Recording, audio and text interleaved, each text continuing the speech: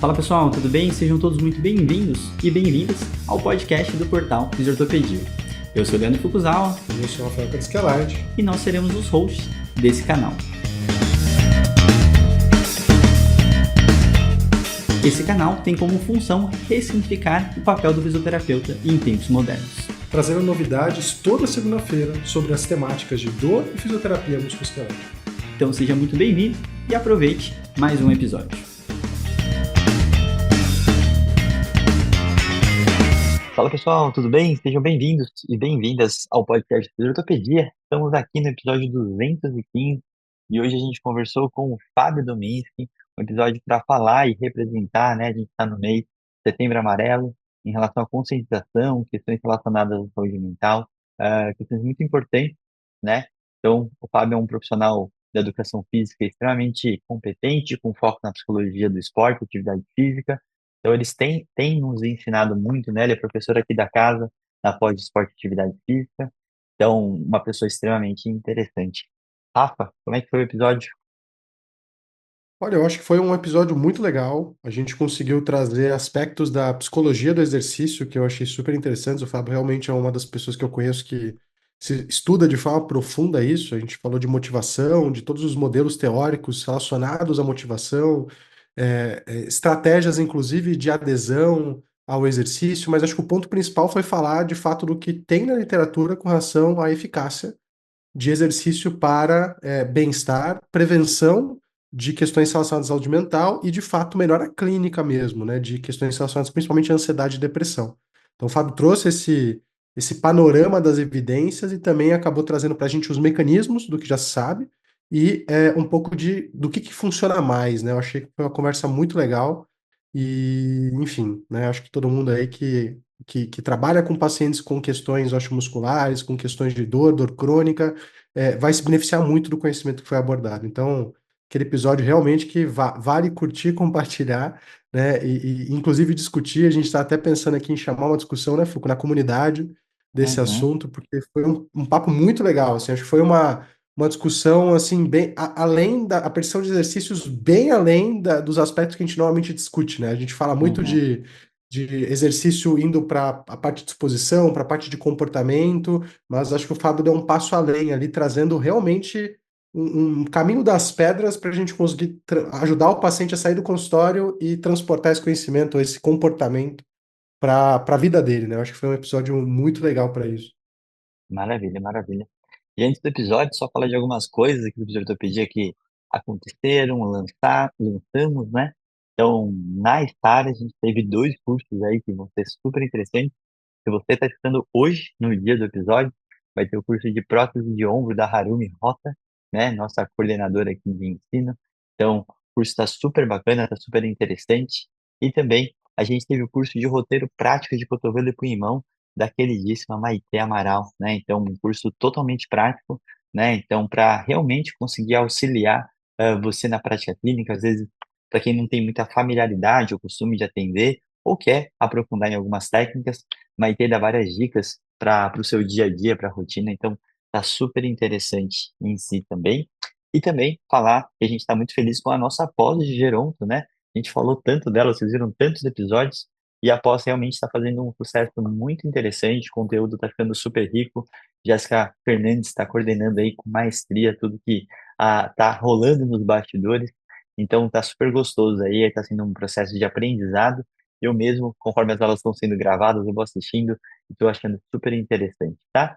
Então, aproveitem essa oportunidade de poder se especializar numa área que temos poucas pessoas, né? Conhecem, têm esse conhecimento aprofundado.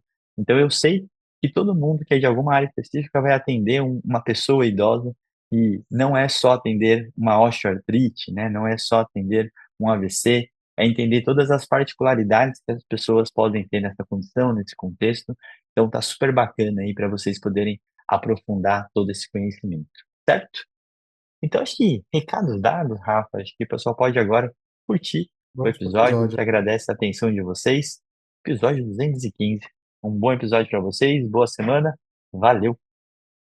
Fala pessoal, sejam bem-vindos a mais um episódio do podcast do Fisiortopedia. E hoje estamos aqui com o Fábio Dominski, nosso professor da casa, uma pessoa que vocês já conhecem, os episódios dele sempre fazem muito sucesso por aqui, por isso a gente trouxe ele de novo, para vocês continuarem escutando.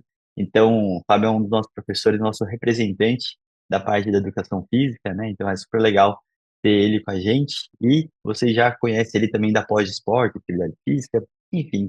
Fábio, se apresente aí para a galera, dê boas-vindas para todo mundo.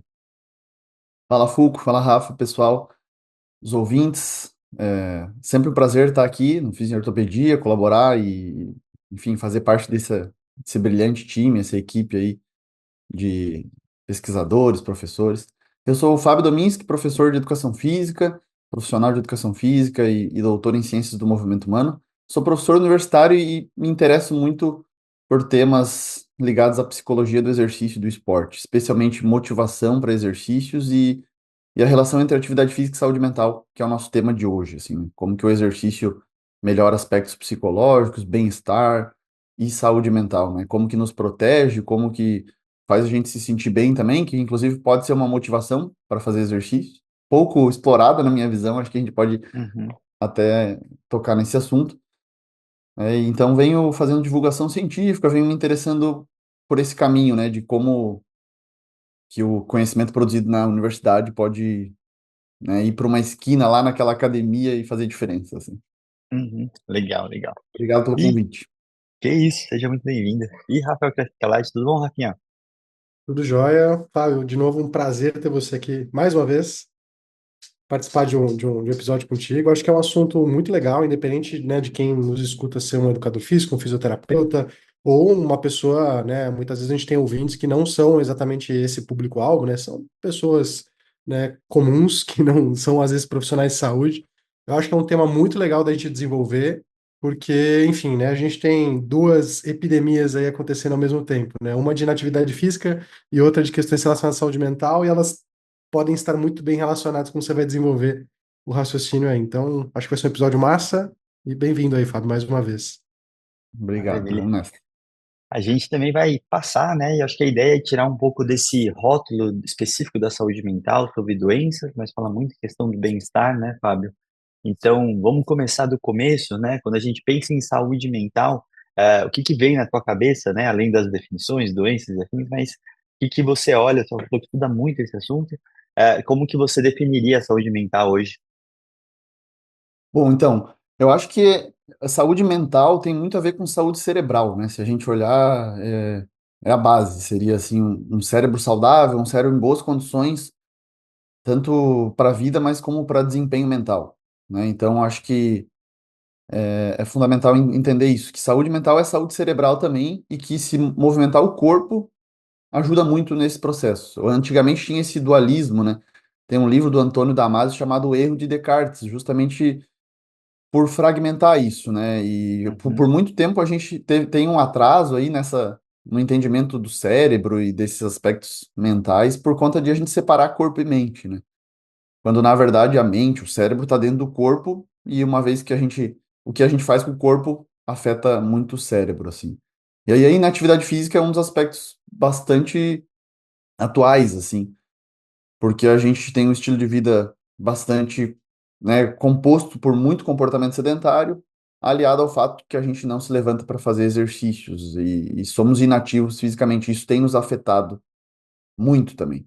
Eu li um livro recentemente, esse daqui, ó, tá até do meu lado aqui, A Geração Ansiosa, um livro uhum, best-seller, e ele fala sobre os aspectos mentais. O foco dele é ansiedade, depressão e tal. E o autor não traz, não toca no assunto da inatividade física, assim, né? Basicamente ele faz inferências bastante causais até assim, até indevidas em algum ponto. E o que me surpreendeu foi que ele não tocou no assunto de que os adolescentes estão mais do que nunca inativos fisicamente e que isso pode uhum, ter relação, né, muito forte com os transtornos mentais de hoje, assim. E os próprios ouvintes, né, que são talvez em grande parte profissionais de saúde, também têm dificuldades, né? A minha uhum, área em específico, ela é muito ativa fisicamente, mas os estudos mostram isso, né? Os profissionais de educação física são muito ativos, fazem exercício de fato. Mas os outros talvez não são tanto. Fisioterapeutas, profissionais da enfermagem, da medicina. Enfim, acho que é entender que está ligado, né? Que está tudo ligado no nosso corpo e que o movimento dos nossos músculos tem a ver muito com a saúde cerebral e, por consequência, saúde mental, né? Que aí envolve o componente de prevenção e de promoção do bem-estar. Assim, a gente pode olhar dessa forma dicotômica, de Uhum. como que eu me movo e me protejo, né? Uma vez que pessoas ativas fisicamente têm uma certa redução no risco de desenvolver ansiedade e depressão, e na promoção do bem-estar psicológico, que é daí o se sentir bem, o se sentir melhor, né? E aí outros benefícios advindos do movimento humano, assim. Perfeito. Eu acho que a gente também pode entrar num outro escopo como base, assim, né? Porque eu acho que o fisioterapeuta em si, né, falando do nosso lado, a gente aprendeu muito sobre prescrição de exercício e muito focado em questões de trofismo, né, questão de força, alguns aspectos que a gente particularmente foi também mal treinado, né, com uma periodização adequada e afim.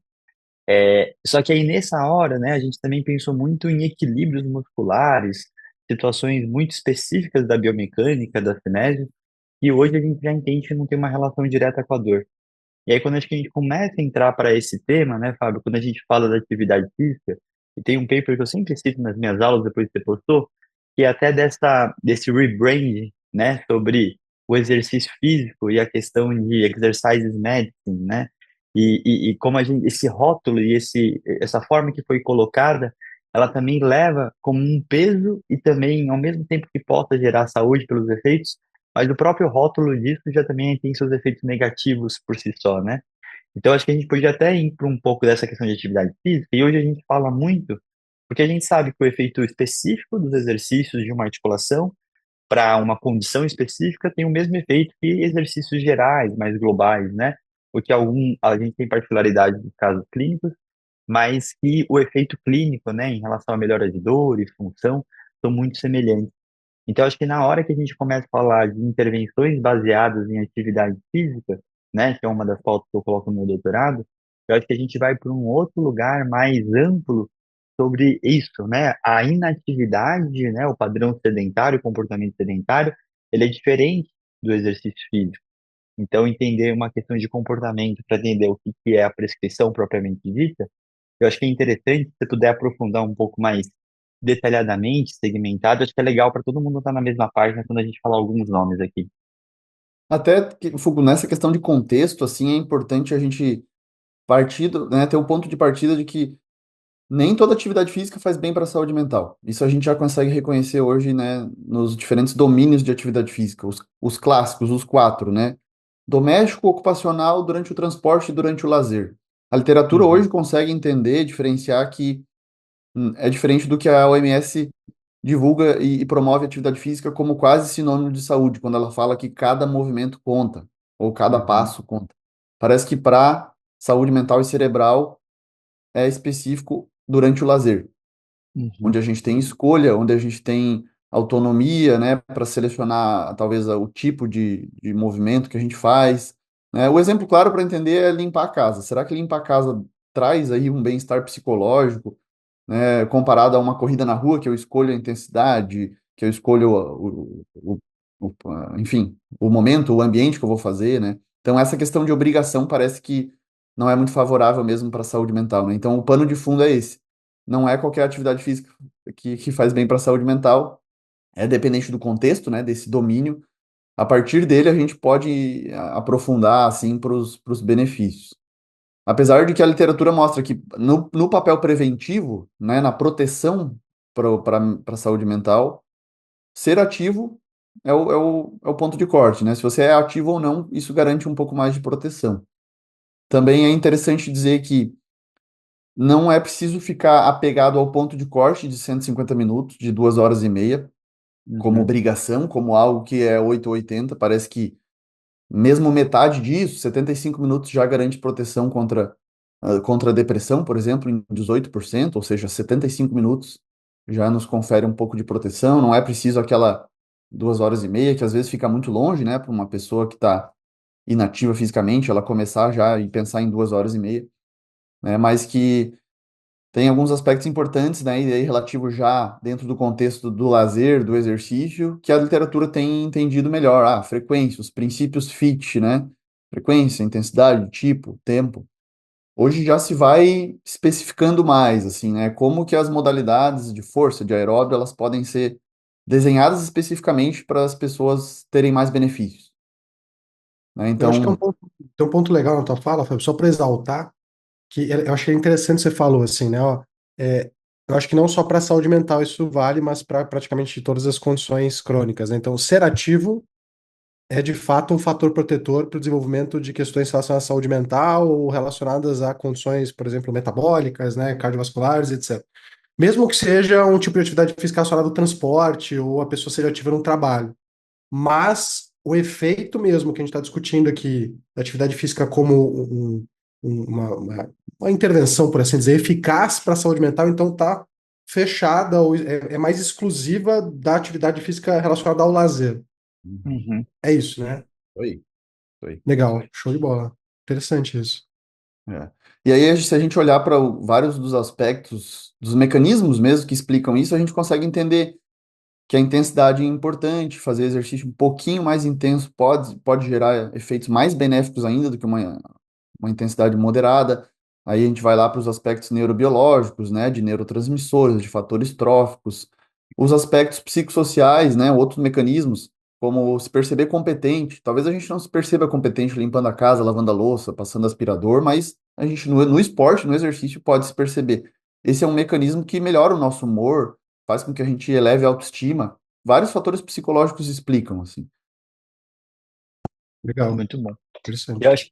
acho que a parte importante disso tudo, né, a gente realmente, na hora que a gente olhar para uma pessoa, entender esses momentos extras, né? Então, eu não sei como que o pessoal da educação física olha, mas o fisioterapeuta olha muito exclusivo para o consultório.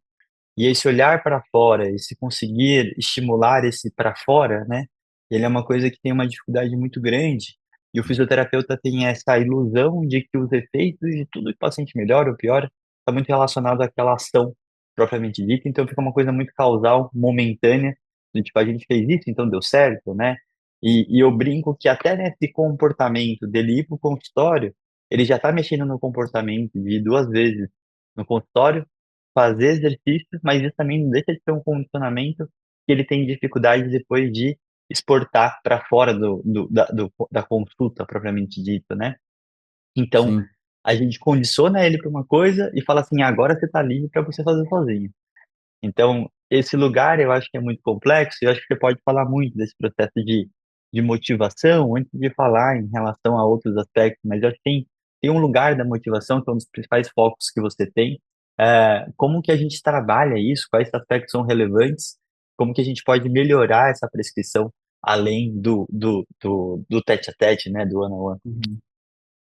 Eu acho que, Foucault, esse aspecto que você levantou, eu também identifico na educação física. A gente se limita muito às sessões de treinamento, às sessões com o paciente, com o aluno ali momentâneas, né? E não se preocupa muito com o comportamento extrapolado após aquela sessão ou antes, enfim. Acho que a gente tem que pensar no comportamento geral da pessoa, né? Uhum, E aí, no âmbito do exercício, atividade física e saúde mental, a gente ainda precisa educar as pessoas sobre os benefícios. Ainda estamos nessa fase, assim. Embora na literatura a gente já vá se consolidando como um tratamento efetivo, comparações com medicamentos, com psicoterapia e tamanho de efeito ali parece similar, para a população em geral a gente ainda está numa fase de reconhecimento, numa fase de validação, assim, desses conceitos, dos efeitos, enfim. Acho que esse é uma etapa bem importante, assim. Eu lembro de uma pesquisa que verificou como que a gente consegue, uma revisão, né, que tentou verificar como que a gente consegue manter pessoas ansiosas ativas fisicamente. uhum, E dois pré-requisitos foram levantados, assim. Primeiro, o acompanhamento profissional. Mais do que nunca, talvez, pessoas com distúrbios de saúde mental, elas precisam ter um acompanhamento dos profissionais, assim, né? Então, no caso do exercício, profissional de educação física, ou mesmo a atividade física em geral, outros profissionais precisam falar disso, assim.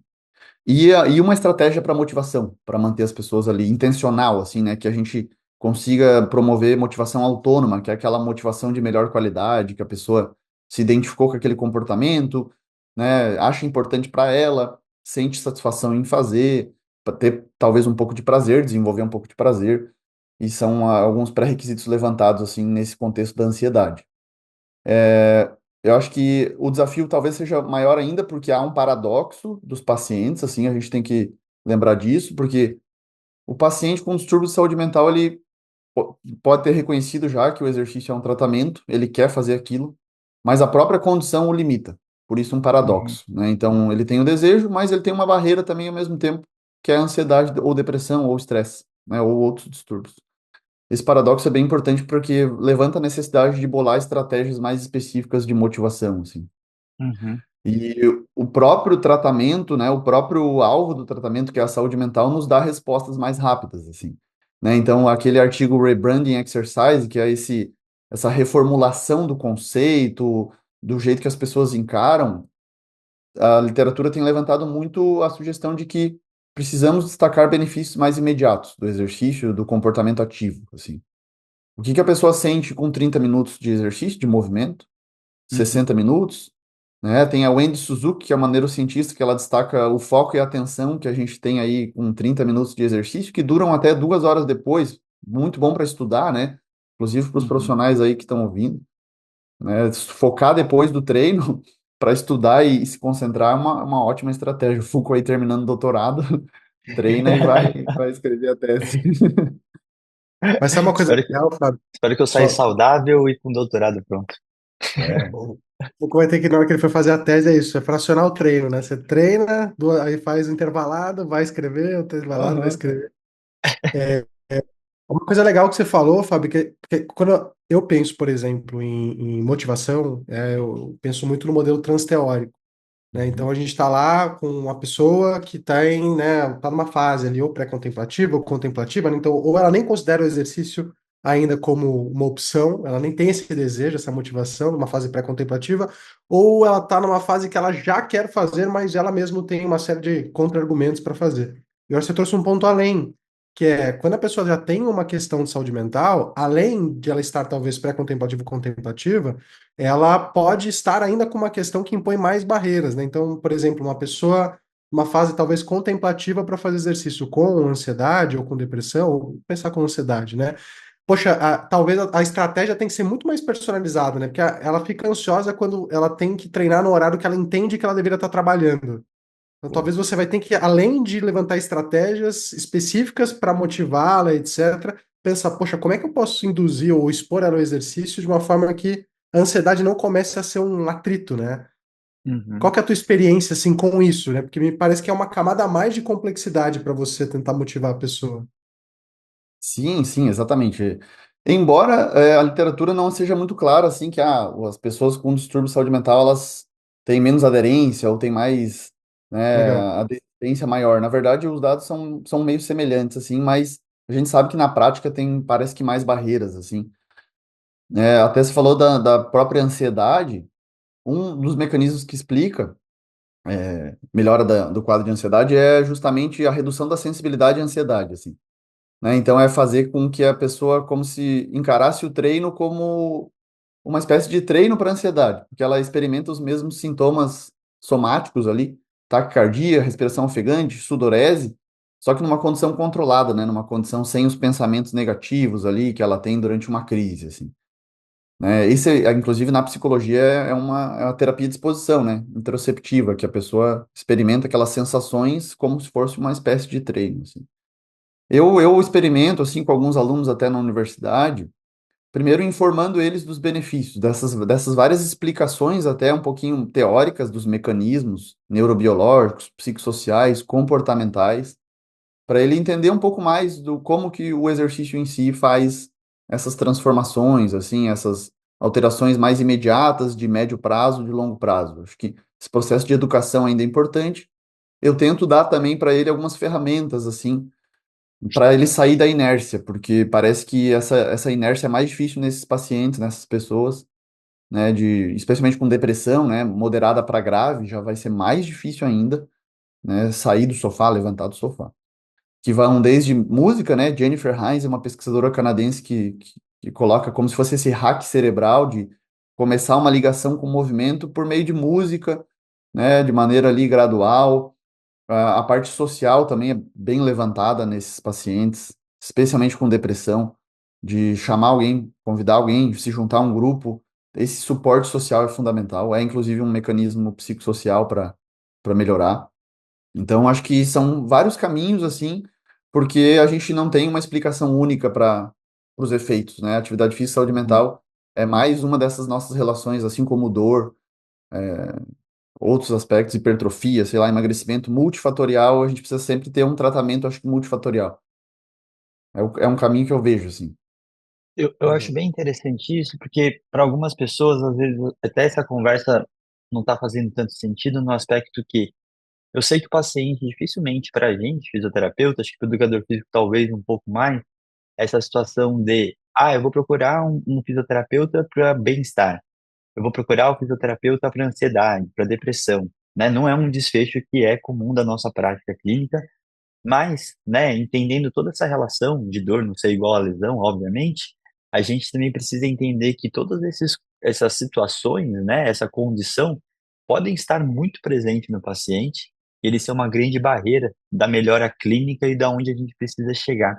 Até porque a gente está falando em grande parte dessa questão, e aí quando a gente chama de saúde mental, uma percepção da pessoa, desse estado geral dela também, né? Então a gente pode colocar um lado mais subjetivo e eu acho Uhum. legal quando você fala dessa resposta imediata que a pessoa precisa ter e sentir para ter aquele reforço positivo, e a gente conseguir fazer uma constância desse tipo de estímulo, desse tipo de manobra, para conseguir que ele sustente essas ações longas, né?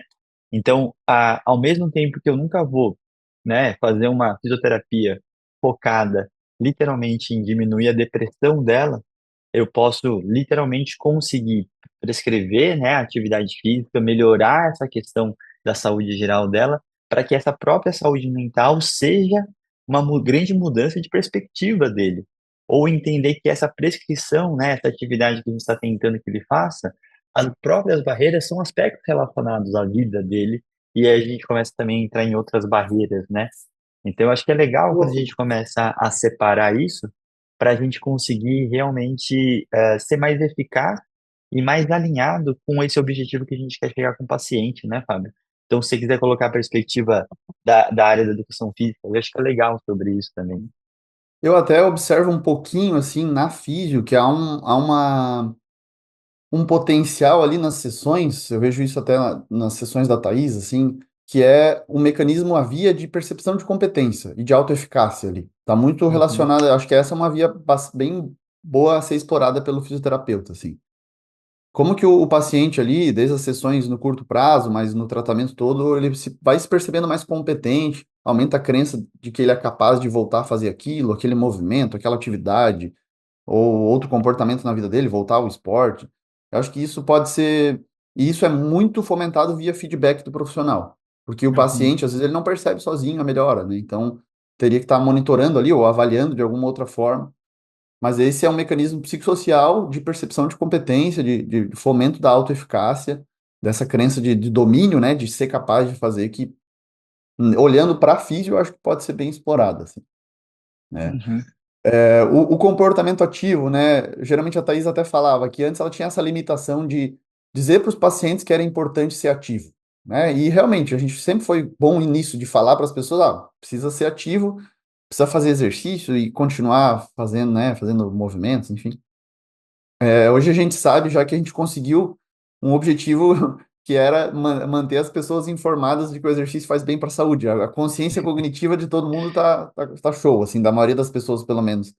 Só que o comportamento real não mudou, né? Os dados de inatividade uhum, física que a gente olha hoje, pesquisa aí de poucos meses atrás na Lancet mostrou aumento da inatividade física no mundo, de uhum, 27,5% para 31%.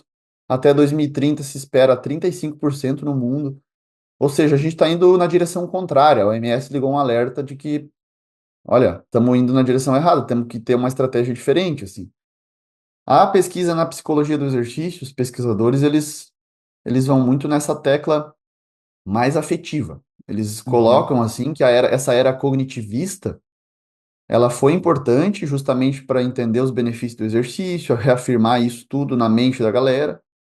Agora a gente precisa ter outra estratégia que eles entendem que talvez o que que o exercício faz a gente sentir pode ser um potencial motivador para as pessoas, assim, né? Uhum. Então, essa parte mais afetiva, de memória afetiva, de como que esse afeto experienciado em sessões, e aí não é uma sessão de exercício, pode ser na própria fisioterapia, né? Ela influencia no comportamento. A gente pode explorar muito mais isso. É o que está mais atual, assim, na minha área, na psicologia do exercício. E acho que Legal, vai ser extrapolado em breve para as outras áreas, assim. legal. E eu acho que entra naquele clichê que a gente já fala muito na educação, educação em dor, né? Que informar não é educar, né? Então, esse processo da informação, e no meu doutorado tem umas falas dessas no qualitativo, que é do tipo, como que a gente faz o que a gente já sabe que funciona, né? Então, a gente já sabe o que faz bem e o que faz mal. Agora, por que que as pessoas não aderem? Eu acho que esse gap, né, do cognitivo para o comportamental, e o É. atitudinal em especial, é esse buraco que talvez a gente esteja tentando preencher hoje, né? Aonde as informações sobre a, a, a, a saúde no geral e o comportamento são já existentes, mas a gente não consegue fazer a pessoa mudar, né? Acho que tem dados interessantes de pessoas que sofreram infarto agudo do miocárdio, depois de 2, 3 anos, eles voltam a ser inativos, mesmo o cara passando por uma experiência de quase morte, isso não é o suficiente para o cara mudar o comportamento. Fala assim, cara, se morrer não é, o que que vai ser, né? Então essa é Pô, o uma das medo coisas passa, mais né? O intrigantes. medo passa e vai acalmando aquilo. Não é mais. Ele já acha outras barreiras. Aquela É. motivação foi muito forte, porém fraca, né, na continuidade do comportamento, na regulação. Uhum, Isso a motivação explica. A ciência da motivação, olhando para a perspectiva da teoria da autodeterminação, ela explica muito bem que é uma regulação muito externa à própria pessoa, à própria atividade em si. Então, uhum, ela teve medo, ela começou a se exercitar, ou uma dieta, ou cuidar da saúde. Só que a não internalização, que é partir dessa motivação externa, extrínseca, não é ruim no começo. Só que uhum. se ela não melhorar qualitativamente, né, a pessoa não se identificar com aquilo que ela faz, não encontrar suporte, não notar benefícios, ela abandona. É um outro exemplo esse. Bem interessante que você trouxe aí. Legal. Só repetindo, que eu acho que esse daí eu aprendi contigo mesmo, que é um post dessa questão, né? O intrínseco, ele, muitas vezes, grande parte das vezes, não sei se tem um dado específico, ele nasce do extrínseco, né? Então, Sim. é isso que você está falando, né? Do tipo, eu preciso estar tendo toda hora essa motivação de fora para uma hora isso ser internalizado, né? Eu acho que isso dá um clique na mudança, aonde a gente fica falando sobre busca sua motivação, e aí fica um papel muito individualizado, que a Uhum. pessoa não tem essa ferramenta para buscar a própria motivação dele, né? Então, nessa hora que a gente fala da ajuda profissional, do que a gente está falando de informação de qualidade, estratégias comportamentais, é também a transição de fora para dentro, né? Porque se depender só da interna, eu acho que a gente fica num vazio dessa situação, né, Fábio? Exatamente, a gente não tem como ser motivado intrinsecamente para o comportamento de se exercitar, por exemplo, se a gente nunca experimentou aquilo, não sabe as sensações, não tem como desenvolver prazer em algo sem ter feito aquilo e várias vezes, né? Então é normal que as pessoas busquem exercícios com motivações extrínsecas, né? Condicionamento físico, emagrecimento, a parte estética, a parte de saúde física, mental. Ou seja, bastante fatores, razões extrínsecas, porque as pessoas estão interessadas no que elas vão ganhar com fazendo o comportamento e não pelo comportamento em si. Mas nesse processo é o que é desejável que a gente internalize essas razões. Talvez a gente não vá abandonar as razões extrínsecas, como essas todas que a gente citou, mas no processo, aprender a gostar de fazer aquilo seria o padrão ouro, né? O protótipo aí de motivação intrínseca, né? Experienciando talvez até flow, né? Pessoas que mergulham completamente naquela atividade, dança, yoga, tem várias modalidades que parece que favorecem um pouco mais, esporte, surf, né? Skate, mas esse processo é bem desejável, e aí a atuação do profissional é importante, porque é um processo longo, na verdade. Olhando para Uhum. o Rafa, ele falou do modelo transteórico lá do Prochaska e o Prochaska de Clemente, eu acho que é.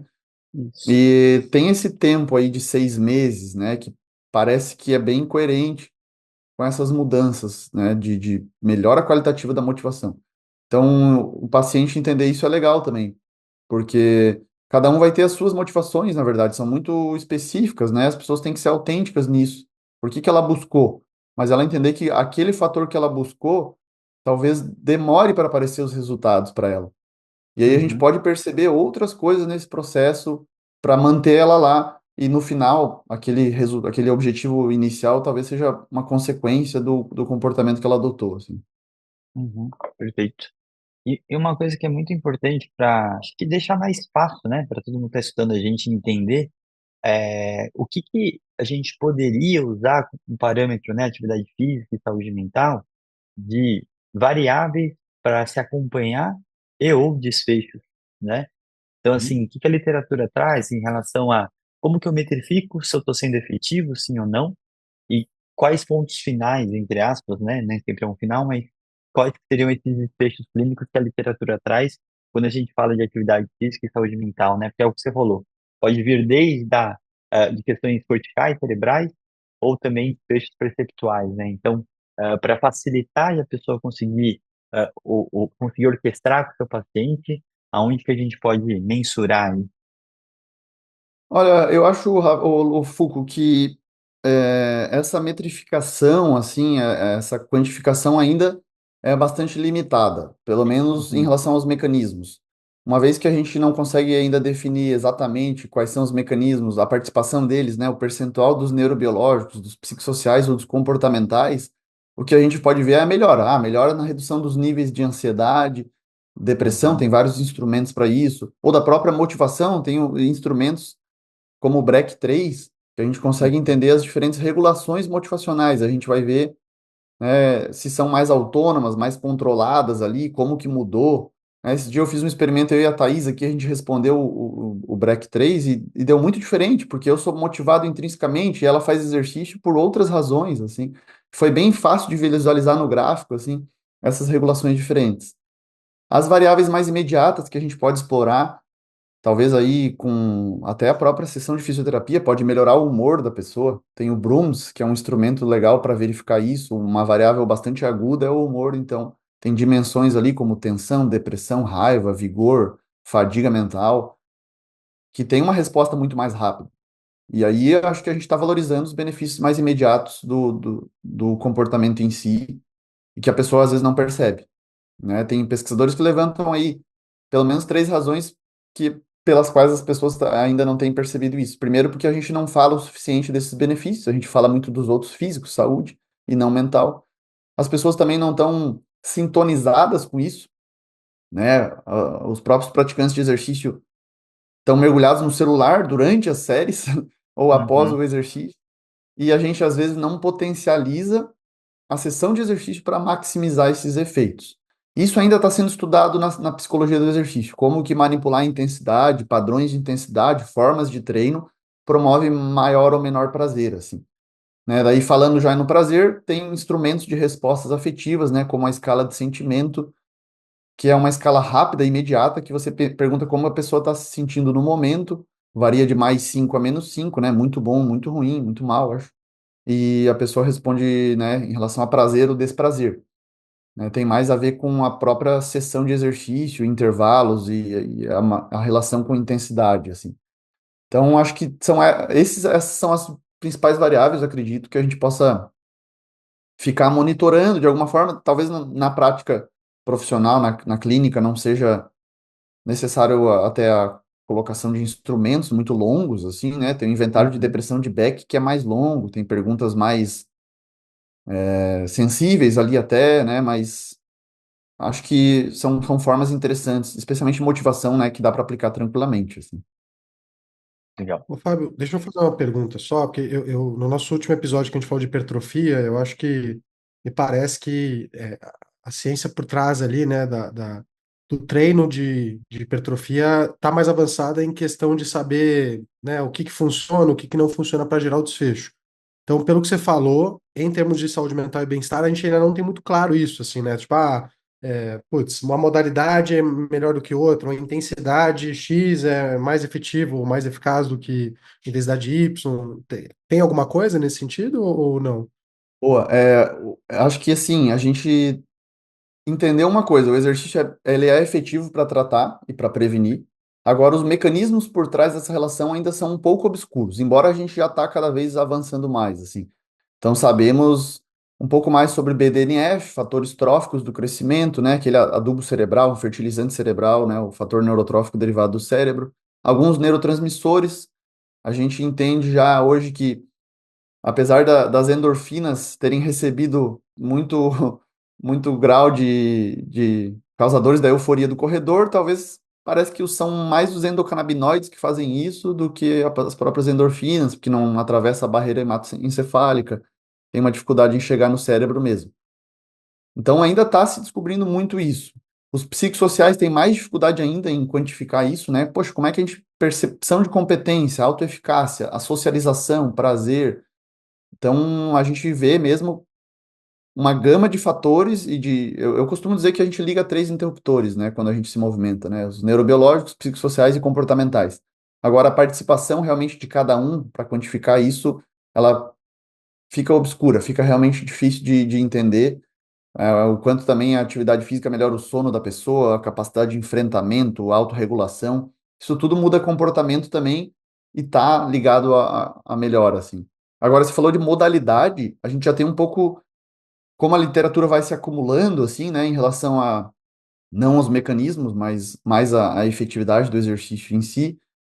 Saiu uma revisão no começo do ano na BMG sobre efeitos do exercício sobre depressão. Tem até uma brasileira, Roberta Vasconcelos, que está lá na Austrália e participou do grupo. Eles encontraram que caminhada, corrida, yoga e treinamento de força foram as modalidades com tamanho de efeito maior para tratar a depressão. A dança também mostrou um potencial tamanho de efeito grande, só que com poucos estudos e poucos sujeitos, então ela ficou de fora por enquanto. E aí, maior intensidade parece que gera um pouco mais de benefício. Só que daí, por outro lado, a gente tem que olhar para um modelo teórico também que é reconhecido na literatura, que mostra que maior intensidade é mais difícil de manter o comportamento, que as pessoas sentem desprazer no exercício. Uhum. Então, tá ali, né? Saiu outra revisão, inclusive, mostrando que, né, exercícios de HIIT, maior intensidade, as pessoas têm a menor aderência ao exercício.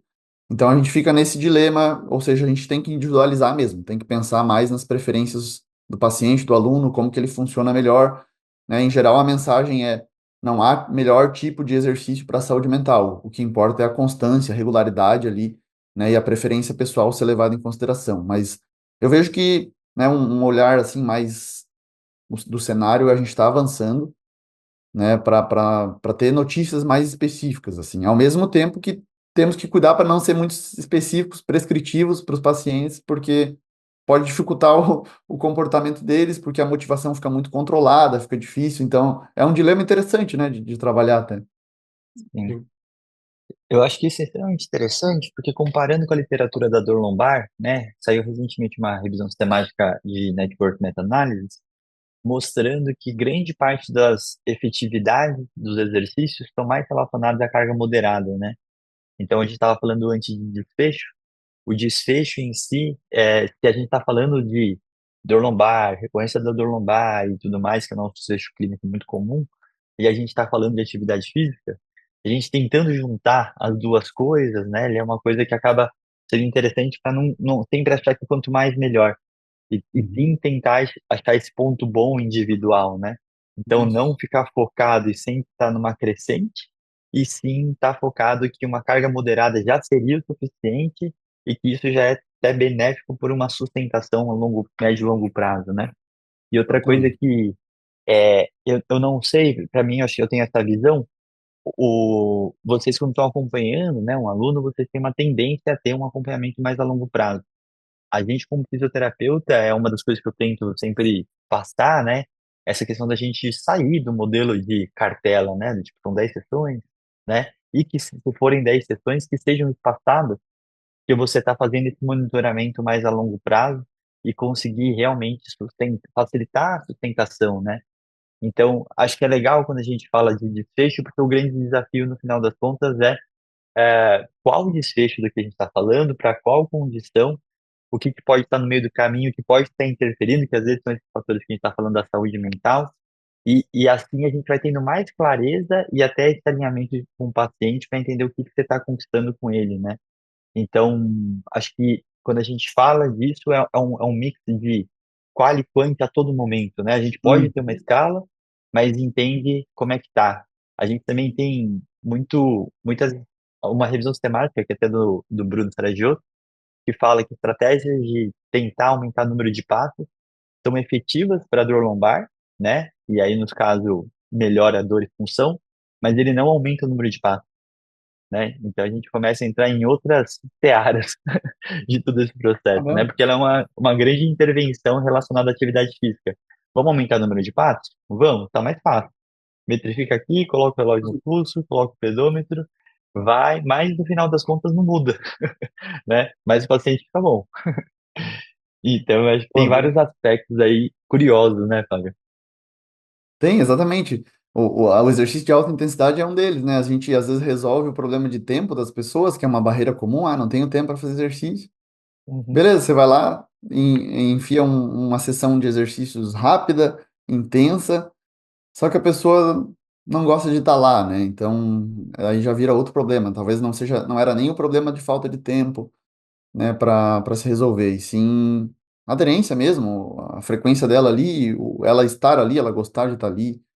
Então, realmente, para atividade física, especialmente exercício e saúde mental, a gente pode delimitar assim, né, mais para ficar focado em exercício para tratamento de saúde mental, é preciso realmente considerar as preferências pessoais, o prazer, o gosto, satisfação com a sessão de exercício, para ela estar ali, realmente, é importante. E outra comparação interessante é que para ansiedade a gente sabe bem menos, tá, do que Uhum. depressão. A depressão sendo estudada há mais de 100 anos, né, mas a gente deu foco talvez dos anos 90 para cá, né, na produção de conhecimento sobre exercício e saúde mental. A gente sabe bem mais sobre depressão do que ansiedade.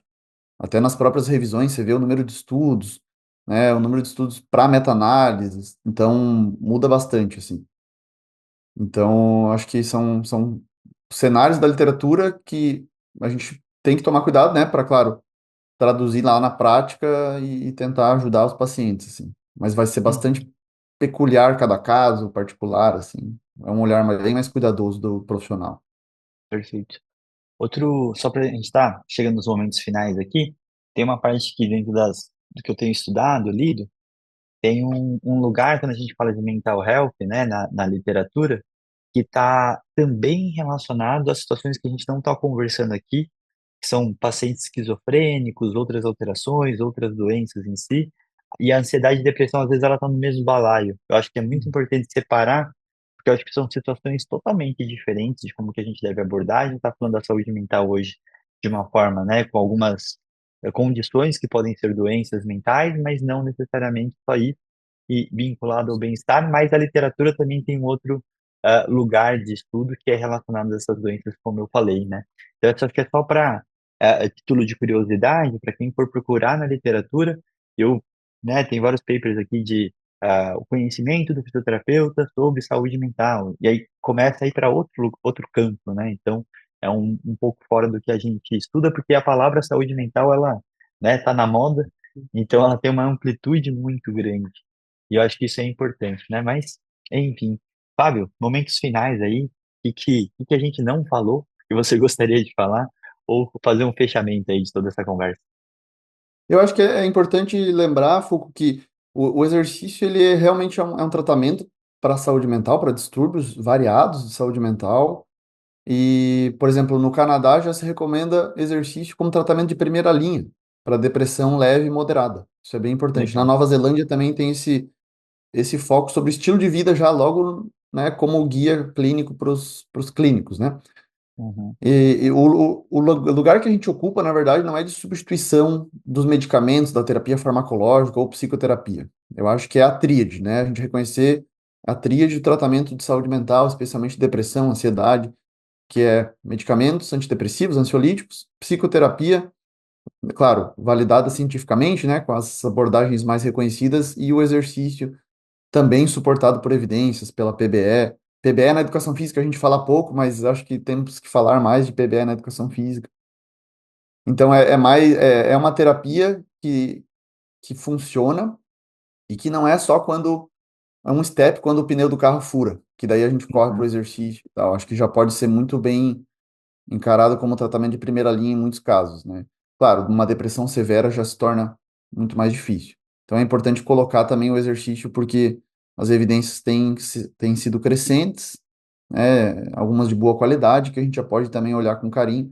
E aí a outra reflexão também, e que vocês podem, acho que também comentar muito, é porque, uma questão que me move, né? Por que que a gente não recomenda ainda muito exercício, né? E tem várias barreiras aí, né? A gente falou de uma delas, que o exercício é muito relacionado aí ao físico, à estética ainda. Tem aí a própria limitação dos profissionais de mergulhar nesse mundo, estudar isso, os efeitos, os mecanismos. A gente sabe pouco ainda, né? O próprio mercado ainda é muito focado aos desejos extrínsecos das pessoas, né? Então a gente vê um cenário que ainda não favorece, né? Os médicos, enfim, indústria farmacêutica talvez não tenha um interesse muito grande que o exercício seja reconhecido, usado como uma forma de tratamento, não é tão lucrativo, pelo menos para eles. Mas pode ser para nós, eu acho que pode ser para né, os profissionais de saúde aí. Teve uma pesquisa que verificou exatamente essa questão, né? E aí os outros profissionais, como psicólogos, eles apontam que isso não é responsabilidade deles, é dos profissionais do movimento. Especificamente, eles colocam educação física e fisioterapia. Então, é nossa responsabilidade também, assim como dos outros, de promover a atividade física como saúde mental. Perfeito, perfeito. Rafa, quer finalizar por aí?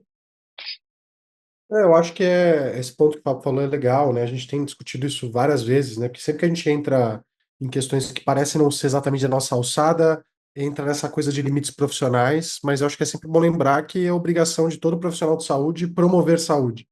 Uhum. Então, né, a gente gosta de falar, o Zé várias vezes comentou aqui em episódios onde a gente abordou aspectos da psicologia que, poxa, com certeza o psicólogo é o profissional mais capacitado para abordar uma série de condições, mas muitas vezes se o fisioterapeuta ou outro profissional não evocar no paciente, né, a vontade de talvez buscar essa ajuda, ele não vai chegar no psicólogo, né, ele não vai conseguir alcançar esse profissional. Então, eu acho que pode ser papel dos profissionais do movimento, talvez, implementarem essas intervenções, mas é interessante que, poxa, se os médicos, se o farmacêutico, né, se os outros profissionais não estiverem fomentando e promovendo a atividade física como um tratamento de linha de frente mesmo, ou uma intervenção para esses casos, eles talvez estejam deixando uma baita janela ali de intervenções que a gente está vendo que funcionam não só para a saúde mental, né? O exercício físico previne uma série de condições de mórbida mortalidade que a gente já conhece, então é isso, né? Acho que é papel de todo profissional, inclusive nosso, né? Do fisioterapeuta também, pensar que o paciente tem que ser ativo além do nosso consultório. Né? Não Uhum. adianta a gente pensar que a gente está dando uma intervenção e aí acabou o tratamento, tchau. Talvez se a gente não tiver evocado nele também essa motivação para ele continuar fazendo fora, se não for parte do objetivo do nosso tratamento isso, a gente também, né, quebrou ali o processo no meio, né? A gente já colocou, assim, abriu uma janela colocando ele para se movimentar no consultório, mas não aproveitou a oportunidade de talvez dar uma empurradinha para ele continuar, seja acompanhado de um profissional de educação física, né, ou não, por motivação própria. Então, acho que é bem legal isso, assim, a gente tem que ter isso na cabeça. Ah, não, saúde mental não é comigo, eu não trato isso. Mas, como a gente tem visto, né, dor, incapacidade são condições multidimensionais, saúde mental, sono e vários outros aspectos influenciam nesses desfechos. E às vezes, se você não abordar esses assuntos, isso pode ser o que impede você de alcançar os efeitos pelos quais você está buscando. Então, acho que é uma coisa interessante de se abrir a cabeça, né, na hora de refletir. Perfeito. E eu aproveito e colocar um cenário muito particular que a gente tem na fisioterapia, Fábio, que a gente tem alguns lugares, né, alguns ambientes de trabalho, eles têm métricas e metas a atingir, de fecha tanto pacote, tanto número de sessões, não sei o quê, que eu acho horrível para a área da saúde você ter esse tipo de métrica, esse tipo de meta, né? E ao mesmo tempo eu acho que é uma margem, se for para fazer isso, né? Que seja para utilizar a favor do que seja promover saúde e não ficar focado numa técnica. Porque às vezes é isso, né? Você tem que fazer 10 sessões de fisioterapia, 15, 20 de pilates. Assim, por quê? Né? Então, assim, você está focado numa técnica e num conceito de doença, ao invés de aproveitar essa lacuna para falar assim, então vamos fazer um pacote de 10, mas assim, que seja para promover saúde, né? Porque a gente tem muito essa situação de já trabalhei desse jeito, de fechou o pacote de 10 com o paciente, legal. O cara tá bem sem dor, terceira sessão. Você tem 7 sessões que naquela época eu me sentia que eu enrolava o paciente, né? Mas eu ficava fechado e focado no modelo teórico de fortalecimento, equilíbrio muscular e afim, que eu achava que era a grande solução. E hoje eu pensaria que eu poderia usar essas 7 sessões para promover uma saúde e fazer uma atividade física e tentar pensar em outros desfechos, já que a dor e aquele problema às vezes já está resolvido literal, né? Então, acho que tem várias formas de utilizar esse buraco e eu acho que a gente poderia estender isso de uma forma que facilitaria muito que o paciente depois possa até ficar no ambiente, né? E eu tento falar muito disso, nossa pós de esporte e atividade física, é criar modelos de negócio que a pessoa vai pensar na promoção de saúde, que a cauda longa é muito maior, né? O LTV é muito maior, então assim, o cara vai ficar com você mais tempo, e caso tenha alguma questão de saúde no meio do caminho, ele pode estar com você também, né? Então, Hum. conforme a gente vai olhando um pouco para esse cenário, a gente vê que a gente pode fazer de formas diferentes, sem prejudicar os próprios modelos de negócio, e na real, acho que até potencializaria muitos deles, né? Então, a clínica do Hélio, que você conheceu, né? É uma clínica que tem essa boa junção, né, da parte de fisioterapia, profissional de educação física. Cara, então é uma delícia de ambiente para depois que eu reabilitei, estar com o profissional de educação física e continuar lá, se precisar de uma assistência, está do lado. Então, você está trazendo o cara para um contexto de segurança e de saúde que você possa ajudar ele muito além de todo o processo da cura, né? Então, acho que são vários aspectos que a gente conversou que é extremamente relevante, né? Então, isso acho que é um dos focos nossos quando a gente fala de ressignificar nosso papel da fisioterapia, na saúde, acho que sempre está relacionado a isso. Fábio, se não tiver nenhum comentário, fica à vontade aí para se despedir da galera, fazer um pouco do jabá aí, do seu podcast, do que você tem de material novo, do teu livro, acho que tem muitas coisas bacanas. Então, fica à vontade aí para a gente fechar o episódio. Bom, eu acho que o que o Rafa e vocês falaram é importante para o profissional ele ter intencionalidade nisso, nessa abordagem comportamental, de entender que ele é um protagonista nisso para o paciente, né? E que reverbera depois no comportamento. Tem que reverberar, eu acho, além das sessões em si e do período de tratamento. Acho que é importante ele se colocar nessa posição e se empoderar para isso, daí estudar essas abordagens comportamentais, mesmo essas mais cognitivas, e depois partir lá para essas mais novas, afetivas, enfim. Acho que esse é o caminho, assim. Então, obrigado pela oportunidade de falar aqui, né, de a gente colocar esses aspectos, e sempre muito bom estar com vocês aí. O pessoal me encontra no Instagram, Fábio Dominski, promovo divulgação científica, falo muito sobre exercício, os aspectos psicológicos, saúde mental, motivação, musculação também, que eu gosto muito. E aí eu publiquei um livro, 2021, chamado Exercício Físico e Ciência, tem disponível na Amazon, fique à vontade, ou fala comigo no Instagram. E aí a Thaís, que é a minha noiva, ela é fisioterapeuta e doutora em Ciência do Movimento Humano, a gente lançou recentemente uma plataforma chamada Exercício Físico e Ciência Plus, e lá a gente traz conteúdos, né, para as duas profissões de maneira independente, mas também em alguns momentos conversando, porque eu acho que tem que ter essa conversa para os profissionais de ambas as áreas. Então, fica o convite para conhecer, tem tudo lá no link na bio no Instagram. Obrigado, Fuco. Valeu, Rafa. Isso aí. Muito bom, muito bom. Então, pessoal, sigam o Fábio Dominski, é um grande perfil que tem conhecimento de qualidade lá, então ele sempre traz posts muito interessantes, né? Então, agradeço muito aí o tempo, Fábio, Rafa, pela conversa também. E a gente se vê no próximo episódio. Não esqueçam de curtir, compartilhar, mandar para todo mundo que possa se interessar. E até a próxima. Valeu, pessoal. Valeu, Fábio. Valeu, Rafinha. Oi, pessoal. Até mais.